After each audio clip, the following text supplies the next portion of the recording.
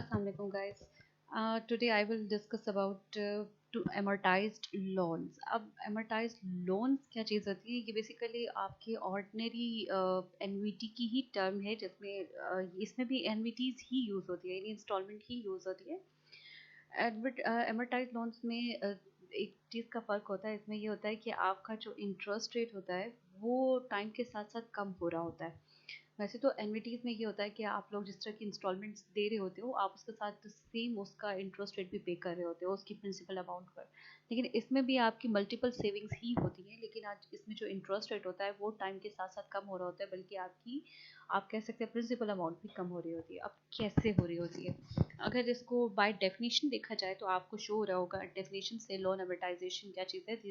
Is the process through which principle balance of amortized loan is paid off through periodic payments over the life of the loan।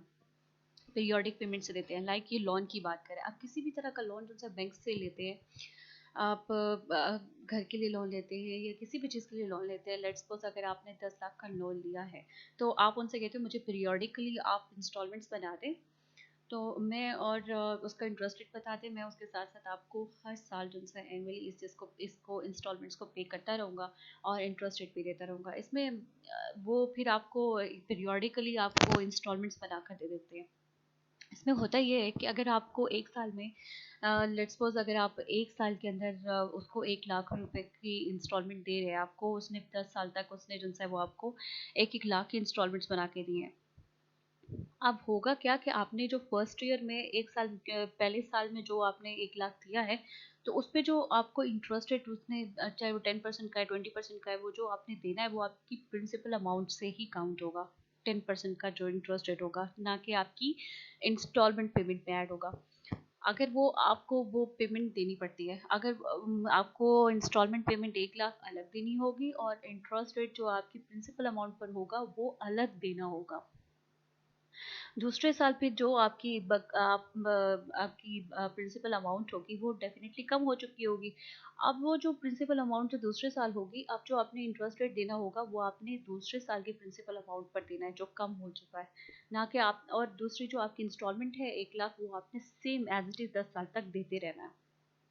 इसको find out mathematically find out करना हो तो उसका formula आपको show हो रहा है कि किस तरह से इसको फाइंड आउट किया जा सकता है। ठीक है, इसमें आपके पास एनुअल इंटरेस्ट रेट होना चाहिए, आपके पास इसमें पेमेंट आपको फाइन मालूम होनी चाहिए, इंटरेस्ट रेट पता हो, आपको नंबर ऑफ इयर्स का पता हो, और आपको एम जो सा है यहाँ पर वो शो कर रहा है आपके मंथली, आपके number of compounding periods per year को। अच्छा, अब होना अगर फॉर एग्जांपल इसको एक एग्जांपल से अगर फाइंड आउट किया जाए अमोर्टाइज लोन क्या चीज़ है, तो suppose you plan to get a 9,000 loan from a furniture dealer at 18% annual interest with annual payment that you will pay off in over 5 years। What will your annual payment be on this loan? अब आप यहाँ पे आप लोगों ने find out क्या करना है, यहाँ पे आपने फाइंड आउट करना है प्रेजेंट वैल्यू की बात कर रहा है, present value of ordinary annuity की बात करेगा। यानी पेमेंट्स हमें पता करनी है कि कितनी कितनी पेमेंट्स जो सी है वो इस आपके जो इंटरेस्ट है 18% पे आपको कितनी पेमेंट्स जो सी हैं वो हर साल देनी होगी 5 साल तक।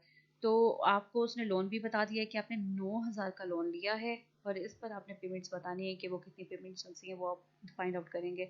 तो अमोर्टाइज लोन्स में आप लोग सबसे पहले करेंगे क्या, सबसे पहले आप ये चीज़ फाइंड आउट करेंगे कि पेमेंट कितनी है, प्रेजेंट वैल्यू की पेमेंट कितनी है। तो वो हम लोगों ने फाइंड आउट कर ली फार्मूले से कि ये है, प्रेजेंट वैल्यू का फार्मूला लगाया, उससे आपने पेमेंट्स फाइंड आउट कर ली। अब आपने बाकी इसकी एमोर्टाइज्ड लोन जो है वो एनुअली पेमेंट के हिसाब से वो आपने शेड्यूल में निकालना है। वो कैसे से निकालना है, लेट्स सपोज आपके पास ये शेड्यूल शो हो रहा है, इसमें आपने ये 3 से 4 4 से 5 जो से ये कॉलम बनाने हैं जिसमें आपने number of the year define करने हैं जो कि आपके पास ऑलरेडी होगा। आपने ये डिफाइन करना है, उसके बाद आपको ये चीज़ गिवन होनी चाहिए। ठीक है, कि आपके पास प्रिंसिपल अमाउंट कितनी है, वो तो हम लोगों ने ऑलरेडी डिफाइन कर दी कि हमारे पास प्रिंसिपल अमाउंट जो सी है वो 9,000 है। ये आपको श्योर है 9,000 है। और जो आपने एनुअल पेमेंट देनी है, जो आप पेमेंट हम लोगों ने निकाली थी वो था 2,878 रुपये।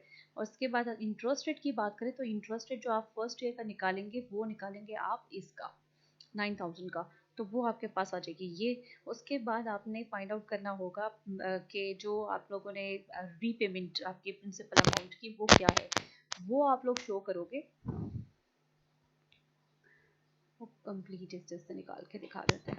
उसके बाद आप करेंगे क्या, अपने दूसरे कॉलम को माइनस कर देंगे थर्ड कॉलम से, अपनी इंटरेस्ट रेट से, कि देखना चाहेंगे कि कितनी जो सी है वो आप पे कर चुके हैं, वैल्यू वो आप कर चुके हैं 1258 रुपये।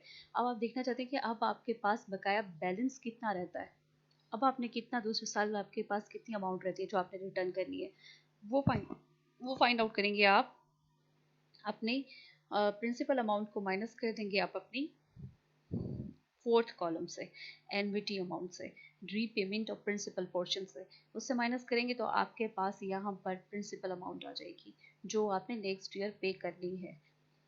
तो जैसे कि आपको शो हो रही है यहाँ पर, अब यहाँ पर आपने ये अमाउंट जो सी है ये आपके पास बाकी रह गई है, 9000 ली थी लेकिन नेक्स्ट ईयर आपके पास ये रह गई है 7742 रुपये, यानी अब आपके पास नेक्स्ट ईयर दूसरे साल जो सी प्रिंसिपल अमाउंट क्या है वो ये है।